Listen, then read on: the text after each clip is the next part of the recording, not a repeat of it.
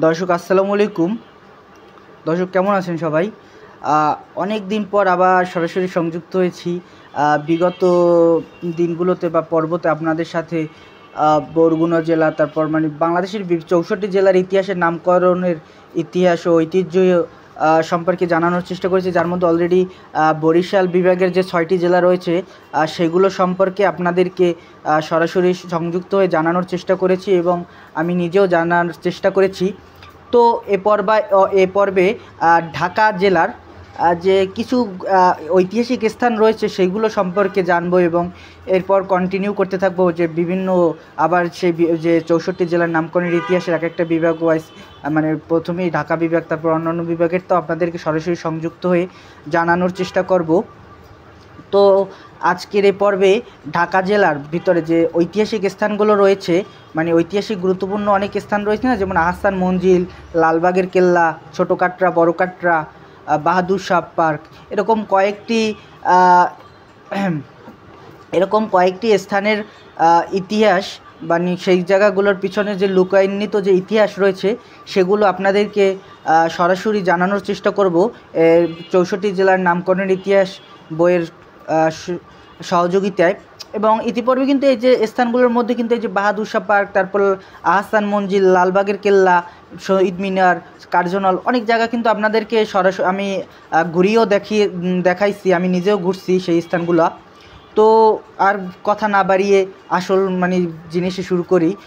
যে স্থানগুলোর ইতিহাস ঐতিহ্য, মানে এই যে লালবাগের কেল্লা, আহসান মঞ্জিল, তো এইসব স্থানের ইতিহাস এবং ঐতিহ্য আপনাদেরকে জানানোর চেষ্টা করব।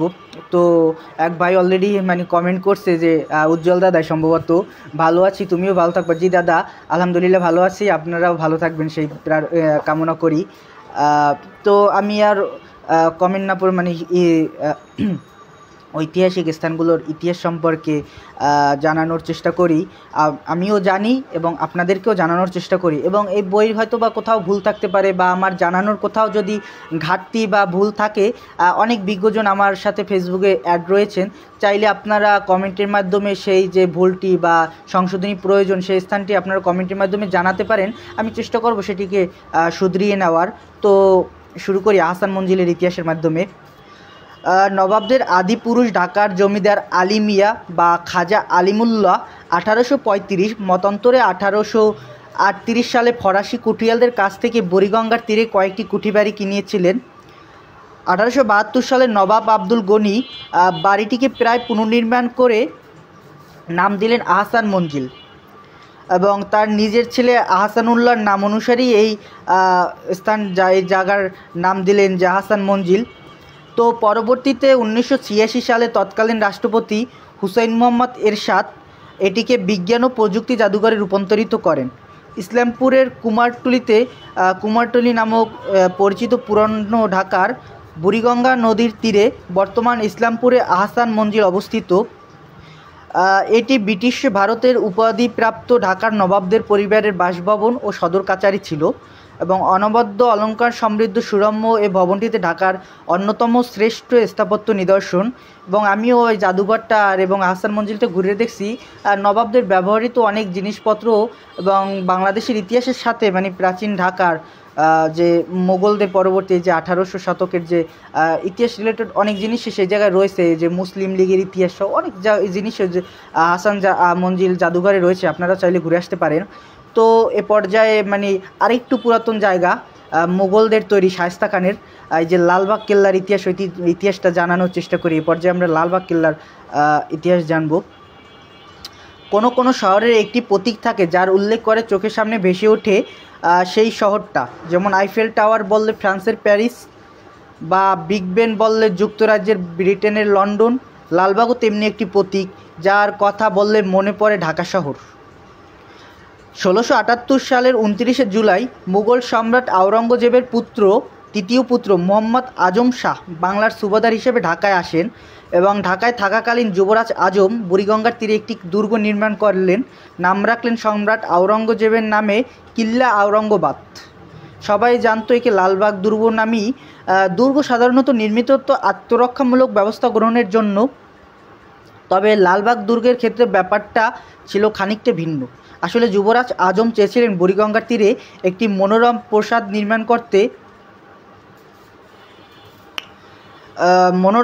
নির্মাণ করতে এবং সে প্রাসাদ রক্ষার জন্য প্রয়োজন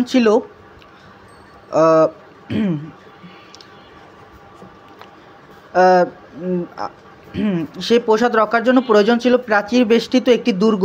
যুবরাজ আজম দুর্গটি নির্মাণ শুরু করলেও অচিরেই তাকে ঢাকা ত্যাগ করতে হয়েছিল সম্রাটের আদেশে, এবং তার পরিবর্তে 1679 সালে দ্বিতীয়বারের মতো বাংলার সুবাদার হয়ে রাজধানী ঢাকায় এলেন শায়েস্তা খান, এবং সম্রাট আওরঙ্গজেব কিল্লা আওরঙ্গাবাদের সত্ত্ব দান করেছিলেন শায়েস্তা খানকে। যুবরাজ আজম তাকে অনুরোধ করেছিলেন কেল্লার কাজটি সমাপ্ত করতে, এবং শায়েস্তা খান ব্যক্তিগতভাবে মালিক হয়ে দুর্গের কাজ শেষ করেননি। এর কারণ তার কন্যা ইরান দুকত বা পরিবিবির মৃত্যু। শায়েস্তা খানের দুর্গের মধ্যে কন্যার কবরের উপর নির্মাণ করেছিলেন অপূর্ব এক স্মৃতিসৌধ, মসজিদ ও হাম্মামখানা। লালবাগ কেল্লা বাংলাদেশের মুঘল আমলের একমাত্র ঐতিহাসিক নিদর্শন, যাতে একই সাথে ব্যবহার করা হয়েছে কোষ্টি পাথরের মার্বেল পাথর আর নানান রং বেরঙের টালি। লালবাগ কেল্লা ছাড়াও বাংলাদেশের আরও কোনো ঐতিহাসিক স্থানে এমন কিছু সংমিশ্রণ পাওয়া যায়নি। প্রায় প্রতিদিনই হাজারো দেশি বিদেশি দর্শনার্থীর পদচারণায় মুখরিত হয় ঢাকার লালবাগ কেল্লা বা এই যে লালবাগ দুর্গটি। পরিবিবির মৃত্যুর পর তাকে লালবাগ দুর্গের মাঝেই সমাহিত করা হয়, আর এরপর থেকেই তাকে পরিবিবির সমাধি নামেও আখ্যায়িত করা হয়। এবং পরিবিবির সমাধিতে যে গম্বুজটি আছে তা একসময় স্বর্ণখচিত ছিল, কিন্তু এখন আর তেমনটি নেই। তামার পাত দিয়ে পুরো গম্বুজটিকে মুড়িয়ে দেওয়া হয়েছে। পরিবিবির সমাধি, এই ভবনটি মুঘল সুবাদার শায়েস্তা খানের প্রিয় কন্যা পরিবিবির সমাধি নামে পরিচিত। বাংলাদেশে এই একমাত্র ইমারতে মার্বেল পাথর, কোষ্টি পাথর এবং বিভিন্ন রঙের ফুল পাতা শোভিত চাকচিক্যময় টালির সাহায্যে অভ্যন্তরীণ 9টি কক্ষ অলঙ্কৃত করা হয়েছে। কক্ষগুলোর ছাদ কোষ্টি পাথরে তৈরি, এবং মূল সমাধিসৌধের কেন্দ্রীয় কক্ষের উপরে কৃত্রিম গম্বুজটি তামার পাত দিয়ে আচ্ছাদিত। 20.2 মিটার বর্গাকৃতির এই সমাধিটি 1688 খ্রিস্টাব্দের পূর্বে নির্মিত। তবে এখানে পরিবিবির মরদেহ বর্তমানে নেই বলে বিশেষজ্ঞদের অভিমত রয়েছে।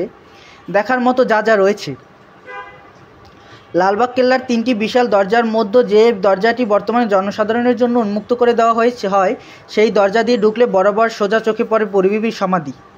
সচরাচর টেলিভিশন, খবরের কাগজে, ম্যাগাজিনে লালবাগ কেল্লার যে ছবিটি দেখা যায় মূলত সেটি পরিবিবির সমাধি ছবি। আর কেল্লার চত্বরে 3টি স্থাপনা রয়েছে: কেন্দ্রস্থলের দরবার হল ও হাম্মামখানা, পরিবিবির সমাধি এবং উত্তর পশ্চিমাংশে শাহী মসজিদ। কেল্লাতে একটি মসজিদ আছে। আজম শাহ দিল্লি চলে যাওয়ার আগে তিনি এই মসজিদটি নির্মাণ করেছিলেন। 3 গম্বুজ বিশিষ্ট এই মসজিদটি যে কারোই দৃষ্টি কাড়তে সক্ষম এই মসজিদটা। মসজিদটিতে জামাতে নামাজ আদায় করা হয়, এবং ঢাকায় এত পুরাতন মসজিদ খুবই কম আছে। লালবাগ কেল্লাতে এখনও বেশ কয়েকটি ফোয়ারার দেখা মিলবে, যা শুধু কোনো বিশেষ দিনে চালু থাকে, যেমন ঈদ। কেল্লাতে সুড়ঙ্গ পথ আছে। লোকমুখে শোনা যায় যে আগে নাকি সুড়ঙ্গ পথগুলোতে যাওয়া যেত, তবে এখন আর যাওয়া যায় না। উল্লেখ্য, সুড়ঙ্গ পথে যাওয়ার কথাটি নিতান্ত না কথা, এর কোনো সত্যতা পাওয়া যায়নি। লালবাগ কেল্লায় সর্বসাধারণের দেখার জন্য একটি জাদুঘর রয়েছে, যা পূর্বে নবাব শায়েস্তা খানের বাসভবন ছিল, আর এখান থেকেই তিনি সব কিছু নিয়ন্ত্রণ করতেন। জাদুঘরটিতে দেখার মতো অনেক কিছুই রয়েছে। মুঘল আমলের বিভিন্ন হাতে আঁকা ছবি দেখা মিলবে সেখানে, এবং যেগুলো দেখলে যে কেউ মুগ্ধ না হয়ে পারবে না। শায়েস্তা খাঁ এর ব্যবহার্য নানান জিনিসপত্রই সেখানে সযত্নে আজ রয়েছে। তাছাড়া তৎকালীন সময়ের বিভিন্ন যুদ্ধাস্ত্র, পোশাক, সে সময়কার প্রচলিত মুদ্রা ইত্যাদিও রয়েছে সেখানে। তবে এই স্থাপনার কিন্তু সংস্কারও করা হয়েছে, এবং সংস্কার করার পরও আমি সেখানটিতে গিয়েছিলাম, এবং এখনও অনেকটাই সুন্দর, এবং আগের চেয়ে আরও এটার যে সৌন্দর্য বৃদ্ধি পেয়েছে। আবার ইচ্ছা আছে সামনে যাওয়ার। এখন তো আমি 2বার লালবাগ কেল্লায় গেছি, এবং আগামী দিনেও আবার যাওয়ার একটা পরিকল্পনা রয়েছে, বাকিটা আল্লাহ ভরসা। তো এবার কার্জন হলের ইতিহাস সম্পর্কে আপনাদেরকে জানানোর চেষ্টা করি। বঙ্গভঙ্গ ঘোষিত হওয়ার পর প্রাদেশিক রাজধানী হিসেবে ঢাকাকে গড়ে তোলার জন্য রমনায় যেসব ইমারত নির্মাণ করা হয়েছিল লাল কাঠের তৈরি কার্জন হল তার মধ্যে অন্যতম। 1904 সালের 14 ফেব্রুয়ারি ভারতবর্ষের ভাইসরয় লর্ড কার্জন এই ইমারতের ভিত্তিপ্রস্তর স্থাপন করেন এবং সাধারণ পাঠাগার হিসেবে কার্জন হল নির্মাণের জন্য ভাওয়ালের রাজকুমারগণ 1.5 লক্ষ টাকা দান করেন এবং বঙ্গভঙ্গ রদ হলে ঢাকা কলেজের ক্লাস হতো এই কার্জন হলে এবং 1921 সালে ঢাকা বিশ্ববিদ্যালয় স্থাপিত হলে কার্জন হল বিশ্ববিদ্যালয়ের বিজ্ঞান বিভাগের জন্য ব্যবহৃত হচ্ছে। মানে এই যে কার্জন হলটা এটা কিন্তু ঢাকা কলেজের, মানে আমি যে কলেজে পড়ি ওই কলেজের লাইব্রেরি হিসেবে মূলত তৈরি করা হয়েছিল। পরবর্তীতে যখন এই যে ঢাকা বিশ্ববিদ্যালয় তৈরি করা হয়েছে তখন ঢাকা বিশ্ববিদ্যালয়ের বিজ্ঞান অনুষদের ব্যবহার করার জন্য এই যে তখন এই যে কার্জন হলকে ঢাকা বিশ্ববিদ্যালয় দিয়ে দেওয়া হয়। এবার যে স্থানটি সম্পর্কে জানানোর চেষ্টা করব সেটি হলো কেন্দ্রীয় শহীদ মিনার। 1952 সালে ভাষা আন্দোলনের ফলে কেন্দ্রীয় শহীদ মিনার নির্মাণ করা হয় এবং ঢাকা মেডিকেল কলেজ সংলগ্ন ঢাকা বিশ্ববিদ্যালয় এলাকায় অবস্থিত এবং প্রথম শহীদ মিনার নির্মাণ করা হয় 1953 সালের 22 ফেব্রুয়ারি। 1956 সালে শহীদ মিনারের নকশা ও মডেল তৈরি করেন শিল্পী হামিদুর রহমান ও নবের আহমেদ। আসলে এই বাংলাদেশের বিভিন্ন স্থানের যে ইতিহাস ঐতিহ্য আমার জানার একটি আগ্রহ বা একটা শখ এবং আমি সেজন্যই সরাসরি আপনাদেরকে সংযুক্ত হয়ে জানানোর চেষ্টা করি। তো অনেকেই কিন্তু বিদ্রূপ বা খারাপ কমেন্ট আমি দেখতেছি, বাট ওগুলো আমলে নেওয়ার সময় নেই ভাই। আমার ভাল লাগে, আমি নিজেও জানার চেষ্টা করি এবং চেষ্টা করি লাইভে যুক্ত হয়ে সেটি সকলকে জানানোর। তো যার ভালো লাগবে সে জানবেন বা ভিডিওটা দেখবেন, আর যার ভালো লাগবে না আপনি ইগনোর করেন, কোনো সমস্যা নেই ভাই। তো আমি আমার চেষ্টা চালিয়ে যাব।